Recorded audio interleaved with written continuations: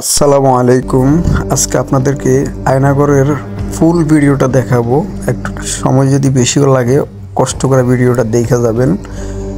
অনেকে বলে যে আয়নাগর এটা বাংলাদেশে না, এটা আফ্রিকাতে 2018 সালে এটা দেখানো হচ্ছে। তাদেরকে এখানে আয়না কিছুদিন বন্দি রাখলে তারা বুঝতে পারতো যে আয়নাগর সম্পর্কে ধারণা তারা পাইতো।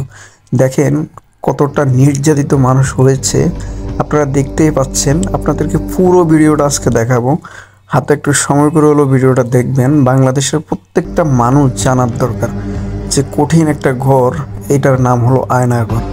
মানুষকে যখন বন্দি করা হতো এখানে, মানুষ বাহিরের নির্জম কোনো শব্দ, কোনো উচ্চস্বরের কোনো শব্দ মানুষ শুনতে পেত না, শুধু নির্জম ছাড়া।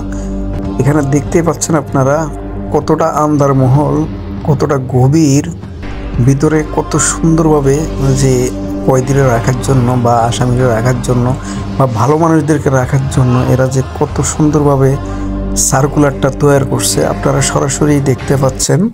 আপনাদেরকে দেখানো হচ্ছে আমার পেজ থেকে।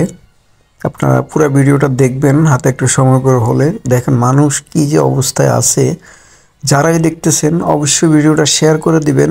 যারা আয়সা বাজে কথাবার্তা বলে তারা যাতে জানতে পারে এবং বুঝতে পারে। যারা দেখছে তারা তো জানেই, এই কারণেই ভিডিওটা শেয়ার করে দিবেন। একটা লাইক একটা কমেন্ট করে দিবেন। আপনাদের জন্য সামনে